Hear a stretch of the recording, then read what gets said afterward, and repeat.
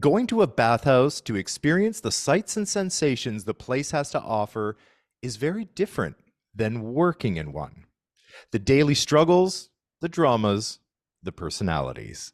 Today's guest knows better than most what that experience is like, so much so that he wrote a book. I'm Patrick Marano, and this is Queerly Us.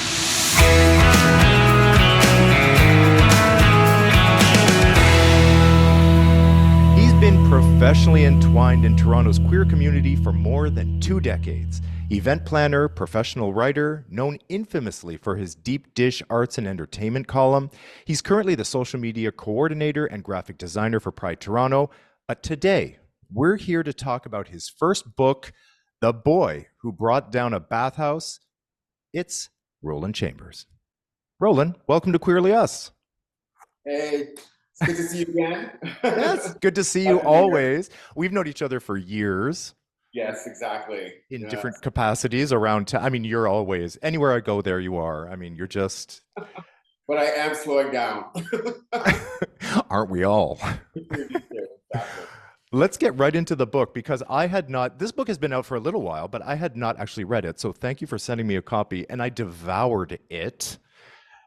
Full of stories. I mean, personal anecdotes and just like the nights that you created at St. Marc's Spa. Well, first of all, let me start at the beginning. Okay. You were not even a fan of bathhouses to begin with until you went to Berlin and you experienced it in Europe. So what changed for you over there? It was the mentality. It's all about, I mean, you know how people say you're a subject of your environment? Um, it's either nurture or nature, right? Mm. Um, and I think a lot of people, especially, and I included, was brought up with the notion that bathhouses were bad, they were for desperate people, they were dirty, they were disgusting, they were last resort. That's what my perception has always been. I went to Europe for the first time when I was 19, just before I started art school. And the mentality over there is it's like it's like an event in your evening. It's nothing to be ashamed of, nothing to be hidden, and it's not a last resort. It's actually a stop along the route. Most Europeans, you know, they will go out for a night and they'll go out for a late dinner around 8 o'clock. They'll hit the bathhouses at like 10 o'clock, and then they'll go clubbing at like midnight. So it's a totally different headspace.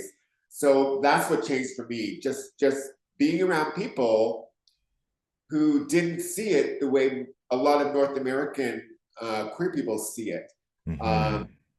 Especially when I came out. I would say maybe a decade, 2 decades before, the mentality was that this was our place that we needed to be at because there was nothing else.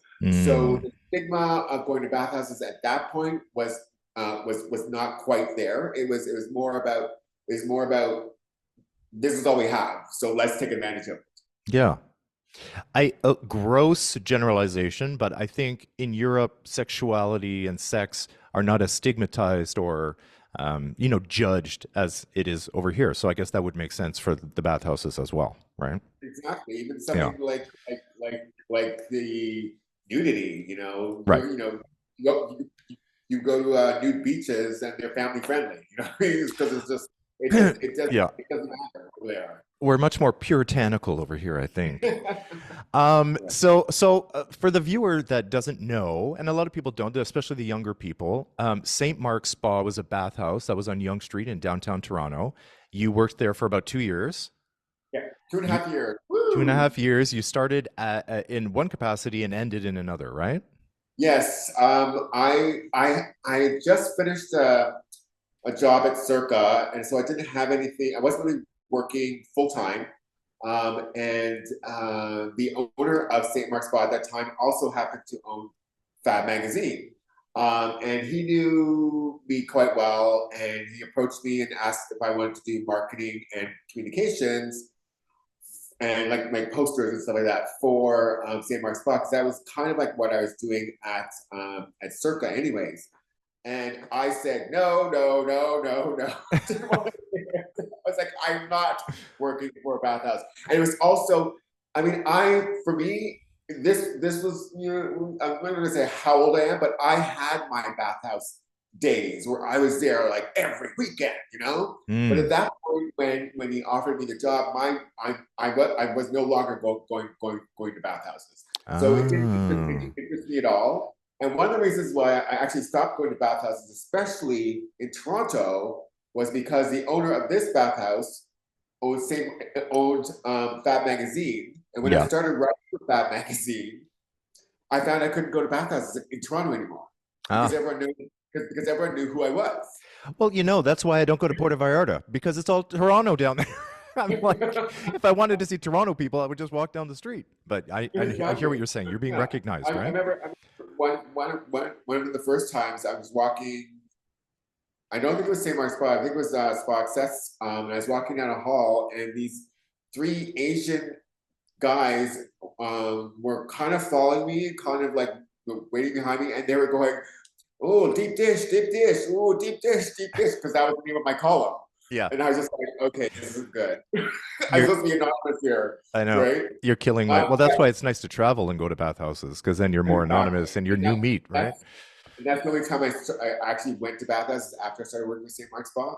But anyway, so the owner offered me the position. I turned around a few times, and then he kept on increasing, the salary. And I was just like, Well, okay, fine, do it.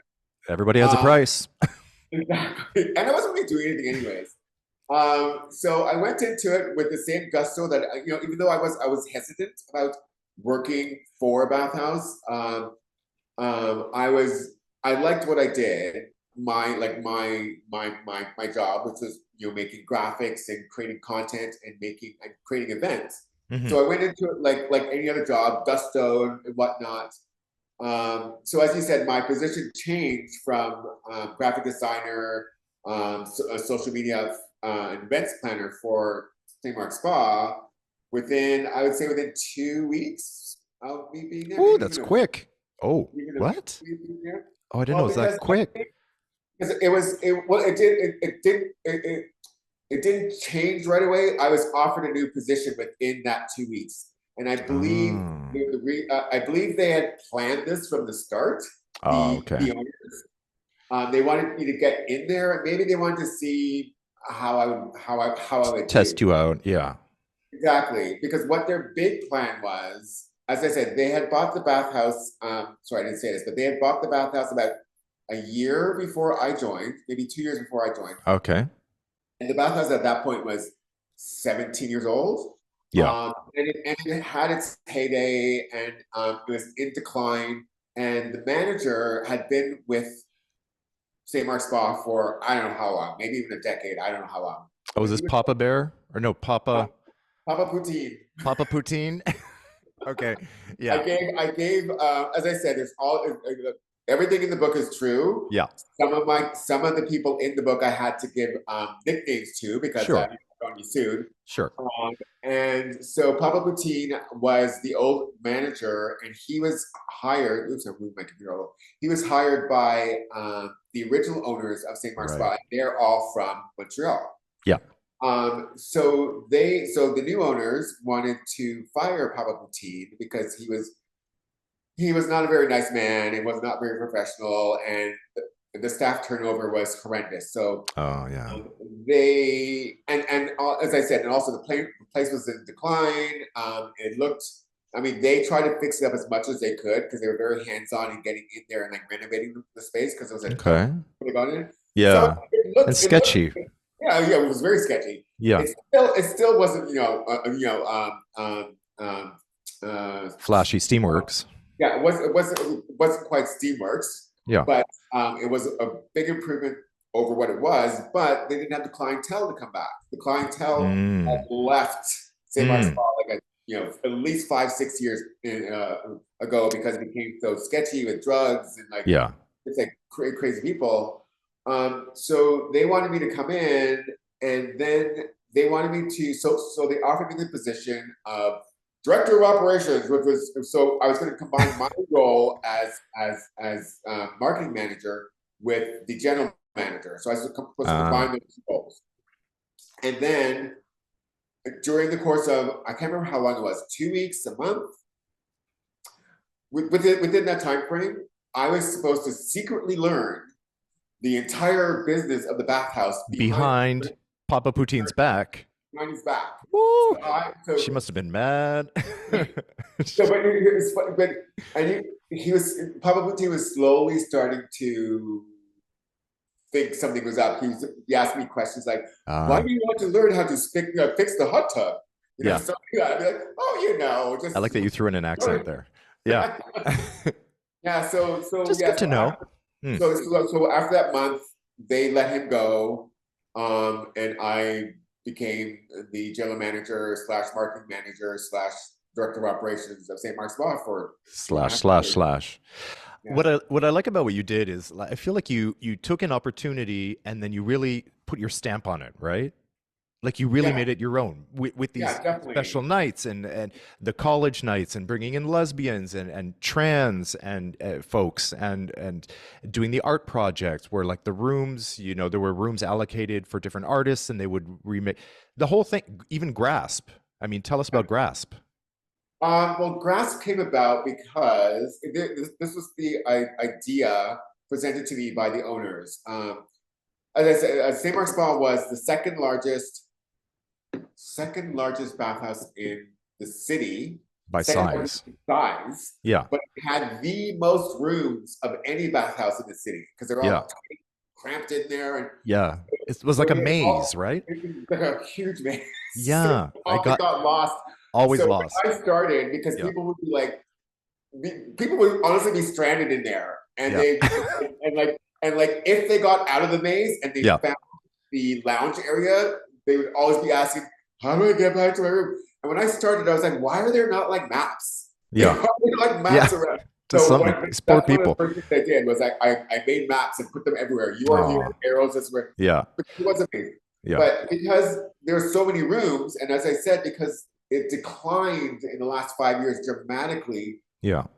the like 1/3 of the rooms to half the rooms were never used unless it was Pride, Halloween, New Year's. Right. Otherwise, a lot of those rooms sat empty. So the owners wanted to utilize those rooms. So we ended up knocking down 20 rooms on the west wing of the actual bathhouse and Mm-hmm. creating its own standalone bar called Grasp. And Grasp is supposed to be like you grasping your dick, whatever. I don't Yeah. know. The stripper pole, you grasping something, right? Yeah. Grasping something, yeah. Yeah. And the idea behind Grasp was we wanted to have something similar in the vein of the continental baths back in its heyday in New York and in like the 70s. Yeah. Those who don't know, the continental baths is Hmm. where Bette Midler and a lot of other people performed Hmm. or got their start, as they say. So it was a bathhouse that combined entertainment. So we wanted to create this bar that not just men could come in, but on like a regular basis, but men and women, trans, could come in and sort of be a part of the bathhouse, but not really. And the way they could sort of be a part of the bathhouse was, even though it was its own separate space, it was walled off. There were 5 performance rooms that were attached to the bar space, and these performance rooms were actually bathhouse rooms that backed onto the bar. Um, Right.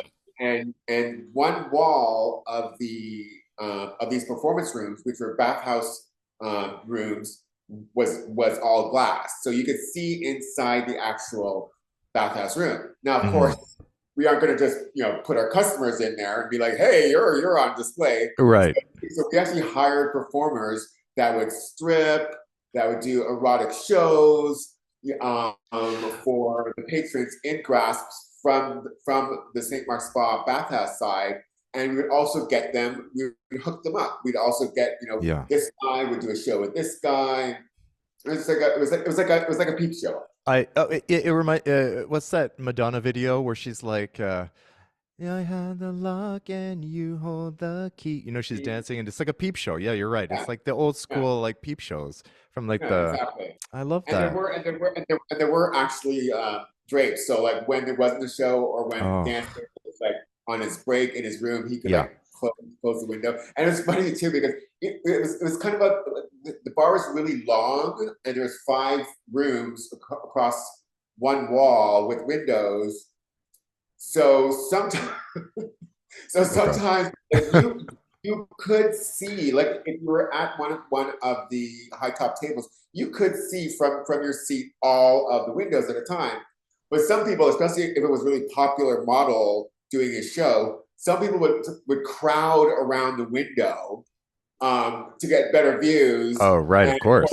of course they'd be blocking out everyone else and be like, sir, can Sir, you can have you a seat? move? Everyone is trying to enjoy the show, sir. Like, not just wipe your drool off the window, Yeah, yeah. well, Well, and that's a nice thing too because you've got the window in between the people and the performers, so there's a lot of safety there as well. There's a yeah. security, but you can enjoy the show as well because I know from doing shows, live shows, if there's no barrier between you and the people, sometimes it can get out of control, Go right? handsy. So, but Yeah. I know that you did have private shows as well, right? Well, yeah.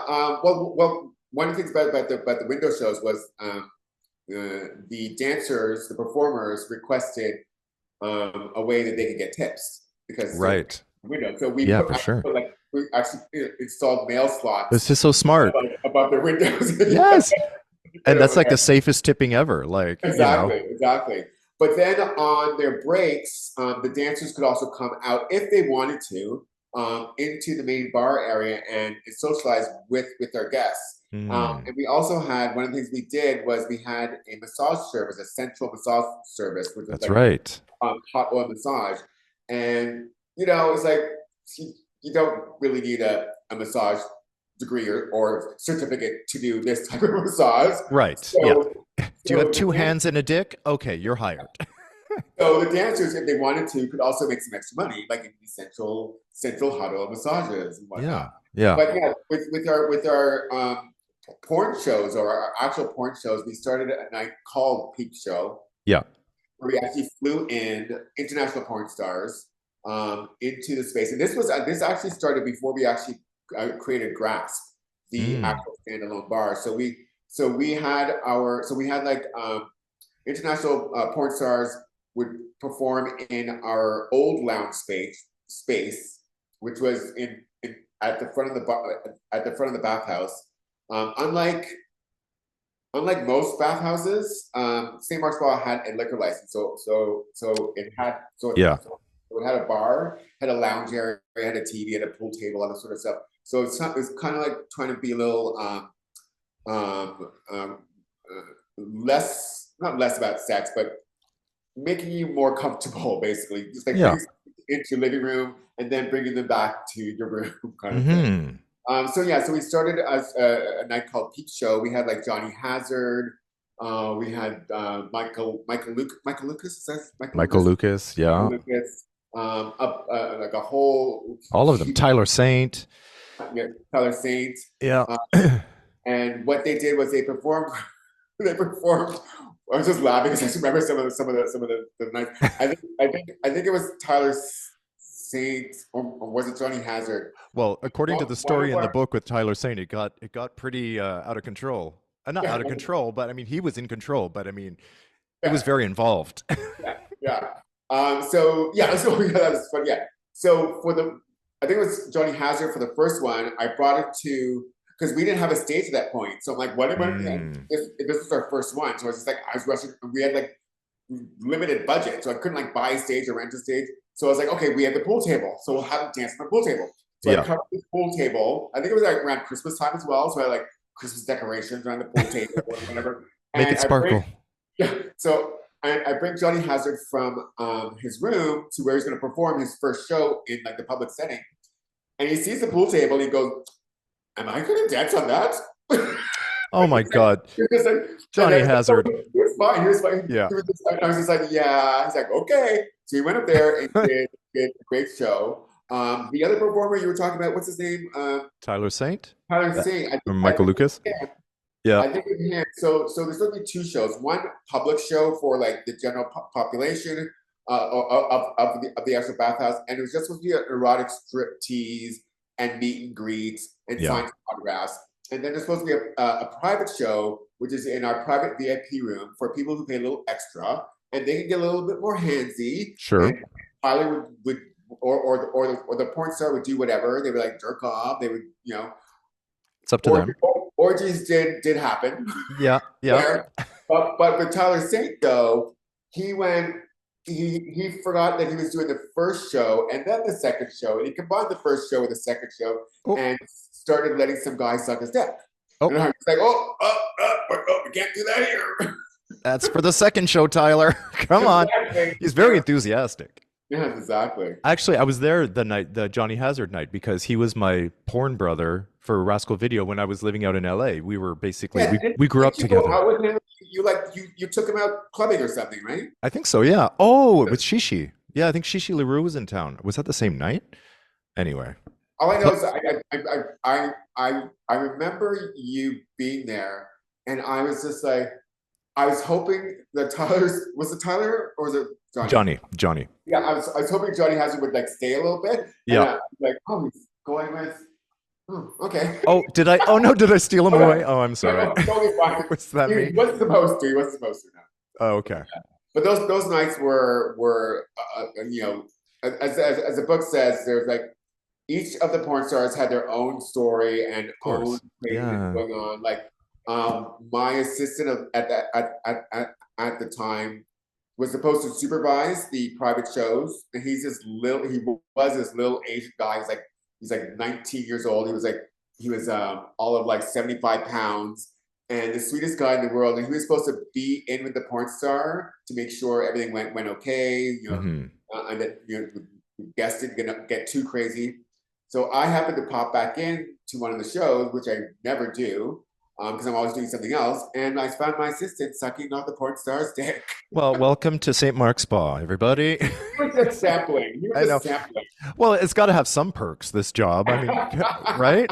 I mean, exactly. Well, speaking of which, so I know, listen, like I've worked in Bathhouse. I worked before Steamworks was Steamworks. It was the Spa in Maitland, and I worked there, and it was liquor license back then. So I worked at the bar, and I worked at the front, and I worked in Montreal at a bathhouse, and I've frequented bathhouses around the world, so I know about the culture.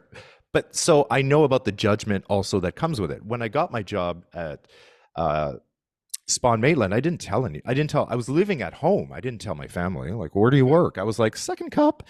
So, and if you say that fast enough, it sounds like second cock. It's a second cock. What you're doing, working where? So, you know, I know in the book, you make there's judgment, there's stigma. I feel like you had a hard time with yourself working there as well. Not only judgment from other people, but I feel like you were judging yourself for working there. Yeah.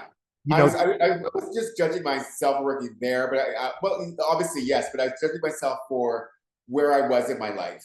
Okay. At that point. But judge it. It's judgment. Like what am I doing here? Well, you're judging the place. You know, it's not good enough. You feel like you deserved more or should have been somewhere better. Well, it was like a weird thing because I said that I was judging myself for like working there and for where I was in my life. And that was partly in relation to my relationship at that time. And the book is also about my relationship with my boyfriend at the time. We were in a committed relationship. So there's a lot of like, you know, moving parts that kind of went into that judgment because I mentioned that judgment in the book, but I also mentioned if you read that that I felt that everything in my life, strange as it was, everything that I'd done in my life up to that point, professionally at least, was to prepare me for this job. Because I was using so much of what I had done in other positions in this job. Like I was doing graphic design, obviously. I was doing management, and I worked at Starbucks as a manager. So I got that kind of training and how to work with people, how to deal with people, how to execute things. I was sending out press releases. I was creating new new events. Because I've done marketing and event planning at Circa. I was doing art projects. I went to art school. So all these things, to me, prepared me for this job that I was using so much of what I'd learned over the decades of my life, and I felt good about it. And at the same time, I also felt bad about it. And well, and a lot of that had to do, I think, with your relationship, right? So Yeah. maybe tell us, for people that are listening to this and they're like, oh, I've always wanted to work in a bathhouse, how is it to have a relationship and work in a space like this? It's so funny. I was just like, as soon as you said how, oh, I've always wanted to work in a bathhouse. When you said that, my inner voice, and I had, honestly, I was just about to do it. I had to stop myself. But my gut reaction was, Yeah. whoa! Run. So I'm not going to say no, because I'm not going to like disparage people who work at bathhouses, Of course. now or currently or in the past or ever. But it is an experience, and I'm hoping that anybody who has ever worked in a bathhouse makes it a short-lived one, because I do not think that people can make that a long-term thing without it really severely affecting them. And circle back to Papa Poutine. I'm sure. Oh, that I think I wrote this in the book for a while, but but Papa Poutine, who everyone hated, Yeah. worst man in the entire world, that I saw, that everyone saw, but I kept on thinking he might have been a lovely man when he started. He's been doing it for 10 years though. He might have been a lovely man. Yeah. But the bathhouse just wore him down, and he's this awful, awful person. And that's one of the reasons I was worried about me personally, Yeah. about my relationship and about my own person, was that I felt the bathhouse was taking everything out of me, and I might just become Papa Poutine. Do you think the bathhouse broke your relationship up? No. I used to think that, but I definitely don't. We just weren't right for each other. And quite frankly, I don't know if I'm right for anybody. I keep analyzing these things, and I'm not sure that I'm the relationship person. I don't Okay. have this need or this want or this like. I think maybe when I was younger, I was just like, oh, it'd be great to like skip down the street holding hands. So that sort of exciting fairy tale. The fairy tale, yeah. Thing. Um, but I honestly don't. Even then, like, I loved the time that we were together. My boyfriend at the time, but I also really loved my alone time, my downtime, and he couldn't understand that. He always wanted to be around me, and I was always like, is this what it's really like to be in a relationship? You just have to be with the person all the time, And I was like, well, maybe I'm not that type of relationship person. So the bathhouse definitely didn't break my relationship. It didn't help my relationship, definitely, especially with the partner that I had, who was very strange as it was, this beautiful model-looking gay guy.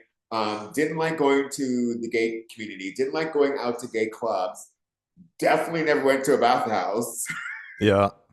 How'd you end up with with this guy, right? Like, it was the weirdest. I It was mean, the weirdest. didn't go out and you're Mr. Social Butterfly, Mr. That's my job. I have columns, and I need Yeah, to write about these things. And then I meet this yeah. guy. And Well, it was funny so, because he did like to go out, and we had met in the past when I worked at Circa, but he was the sort of person that he was the sort of gay guy that didn't like to go to gay clubs, but he liked to go to straight clubs and be gay.